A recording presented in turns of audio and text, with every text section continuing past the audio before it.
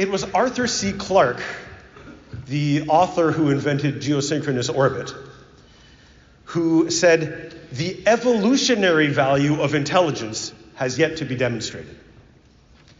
About 540 million years ago, the first animals with backbones emerged. Later, dinosaurs lasted an impressive 165 million years.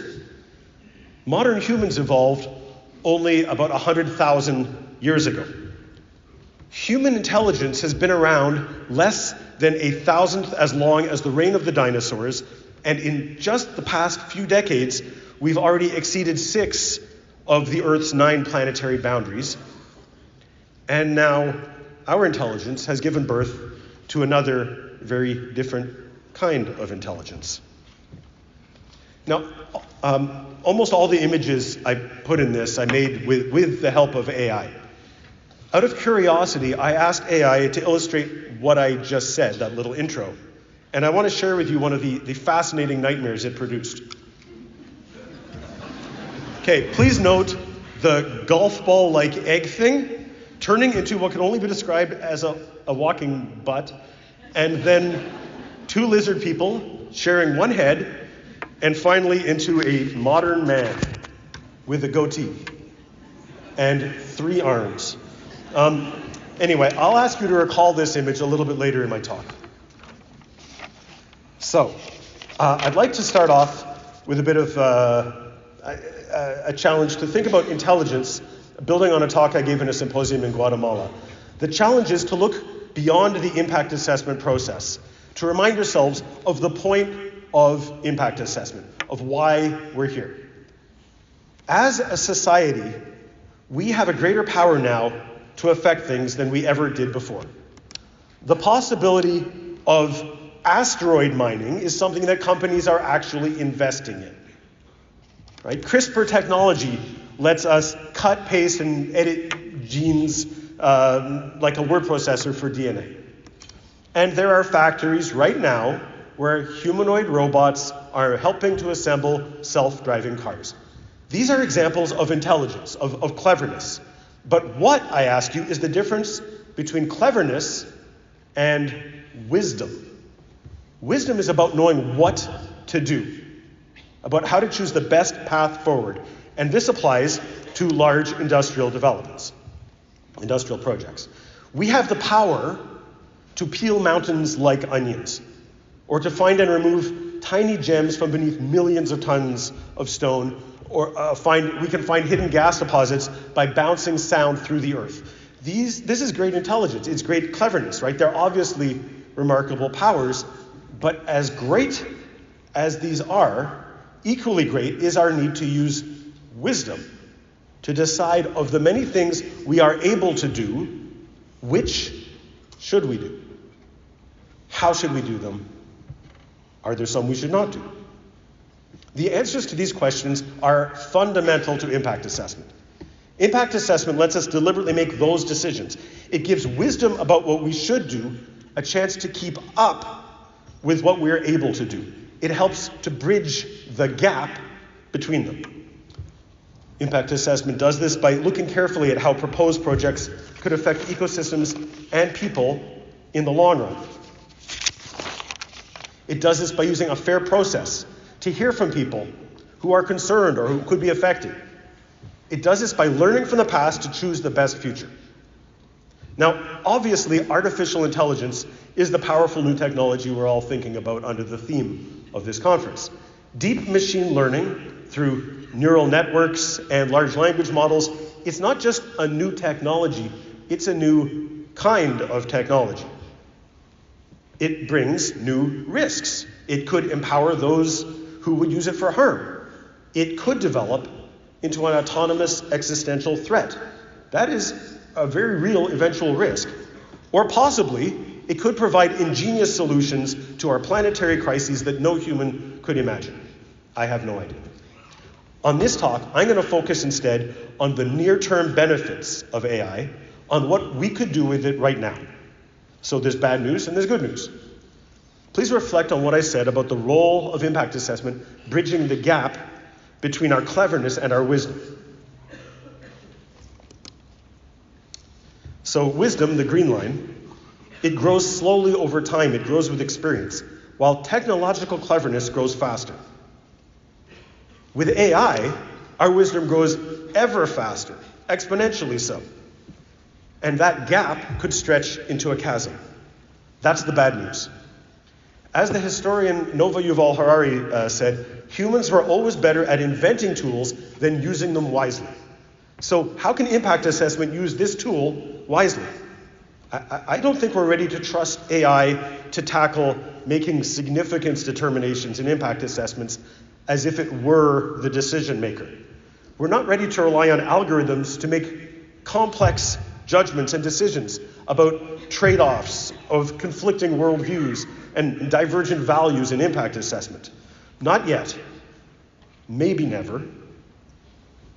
Impact assessment should bring wisdom to decisions, but algorithms don't feel or even really think.